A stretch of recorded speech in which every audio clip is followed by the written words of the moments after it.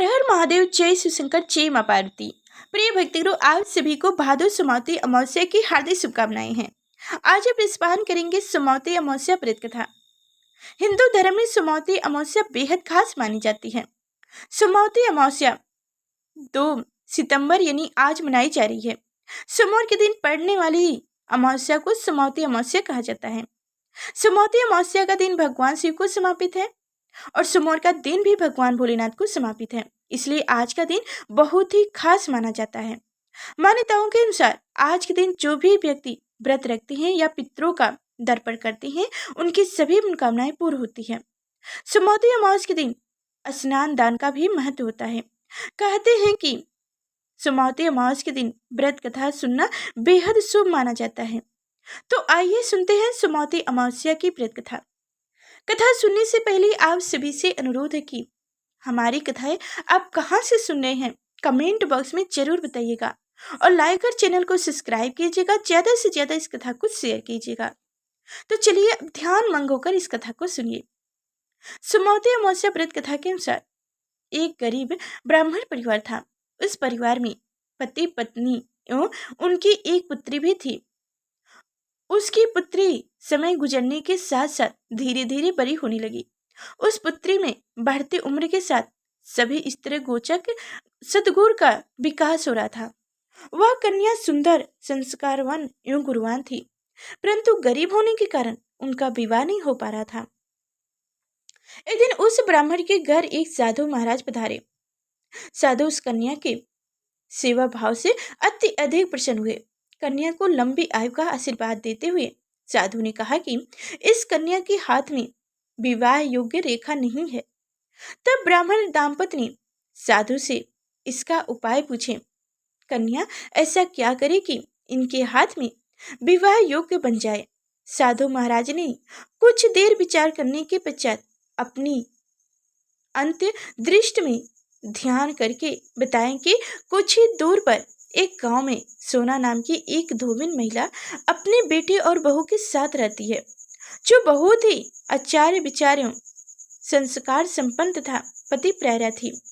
यदि वह सुकन्या उस धोबिन की सेवा करे और वह महिला इसकी शादी में अपनी मांग का सिंदूर लगा दे तथा इसके बाद इस कन्या का विवाह हो जाए, तो इस कन्या का विधवा युग मिट सकता है।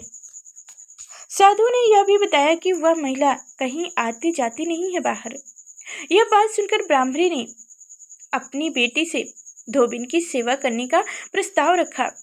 अगले दिन से ही कन्या प्रातःकाल ही उठकर सोना धोबिन के घर जाकर साफ सफाई एवं अन्य सारे कार्य करके अपने घर वापस आने लगी। एक दिन सोना धोबिन अपनी बहू से पूछती है कि तुम तो सुबह ही उठकर सारे काम कर लेती हो और पता भी नहीं चलता। बहू ने कहा, माँ जी, मैंने तो सोचा कि आप ही सुबह उठकर सारे काम खुद ही खत्म कर लेती हैं। मैं तो देर से उठती हूँ। यह सब जानकर दोनों सास बहू ही निगरानी करने लगी कि कौन जो सुबह ही घर का सारा काम करके चला जाता है। कई दिनों के बाद धोबी ने देखा कि एक कन्या मुंह ढके अंधेरे में घर में आती है और सारे काम करने के बाद चली जाती है। जब वह जाने लगी तो सोना धोबिन उनके पैर पर गिर पड़ी। पूछने लगी कि आप कौन हैं और इस तरह छुपकर मेरे घर की चौका बर्तन करती हैं। तब कन्या ने साधु द्वारा कही गई सारी बात बताई।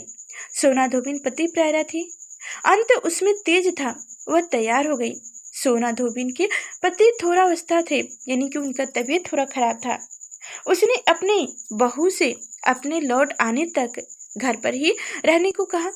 सोना धोबिन ने जैसे ही अपनी मांग का सिंदूर उस कन्या की मांग में लगाया, सोना धोबिन का पति मर गया। उसे इस बात का पता चल गया कि वह घर से नीरा चली थी। यह सोचकर कि रास्ते में कहीं पीपल का पेड़ मिलेगा तो उसे भावड़ देकर और उसकी परिक्रमा करके ही जल ग्रहण करूंगी।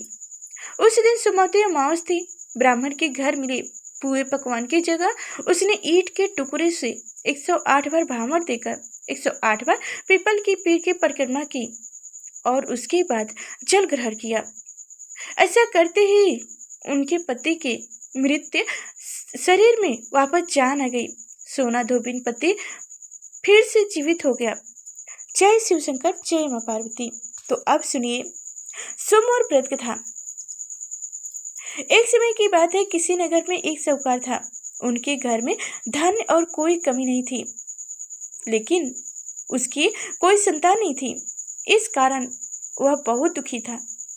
पुत्री प्राप्ति के लिए वह प्रत्येक सोमवार व्रत करता था और पूरी श्रद्धा के साथ शिव मंदिर जाकर भगवान शिव और माता पार्वती की पूजा किया करता था। उसकी भक्ति देखकर एक दिन माता पार्वती प्रसन्न हो गई और भगवान शिव से उस साहूकार की मनोकामनाएं पूर्ण करने का आग्रह किए। पार्वती जी की इच्छा अनुसार भगवान शिव ने कहा कि हे पार्वती, इस संसार में हर प्राणी को उनके कर्म का फल मिलता है और जिनके भाग्य में जो हो उसे भोगना ही पड़ता है। लेकिन पार्वती जी ने साहूकार की भक्ति का मान रखने के लिए उनकी मनोकामनाएं पूर्ण करने की इच्छा जताई। माता पार्वती के आग्रह पर शिवजी ने साहूकार को पुत्र प्राप्ति का वरदान तो दिया, लेकिन साथ ही यह भी कहा कि उसके बाद बालक की आयु केवल 12 वर्ष की होगी। माता पार्वती और भगवान शिव की बातचीत को साहूकार सुन रहा था। उसे ना तो इस बात की खुशी थी और ना ही दुख है। वह पहले की भांति शिव जी की पूजा करता रहा। कुछ समय के बाद साहूकार के घर एक पुत्र का जन्म हुआ।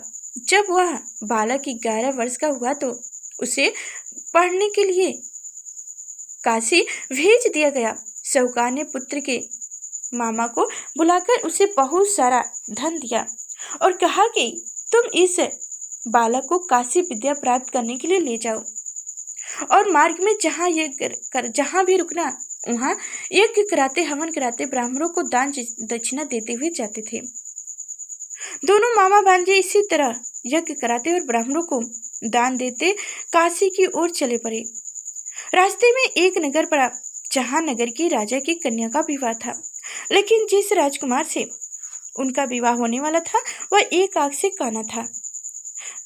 राजकुमार के पिता ने अपने पुत्र के सामने होने की बात को छुपाने के लिए एक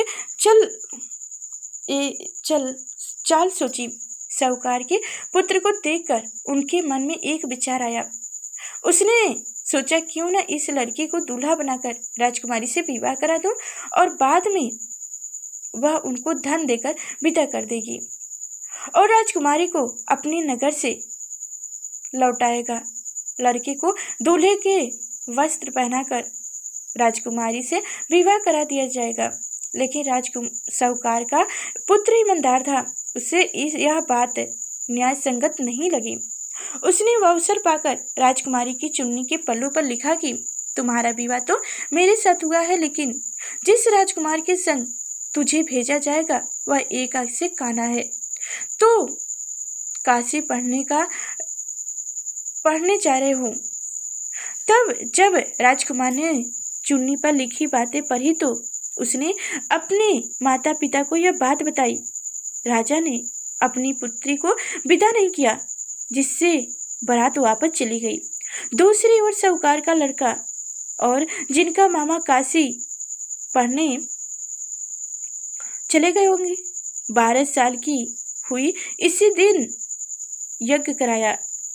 कहा कि मेरी तबीयत कुछ ठीक नहीं है।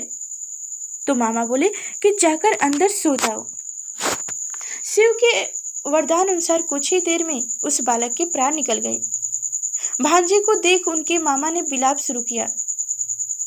उसी समय शिवजी और माता पार्वती उधर से जा रहे थे।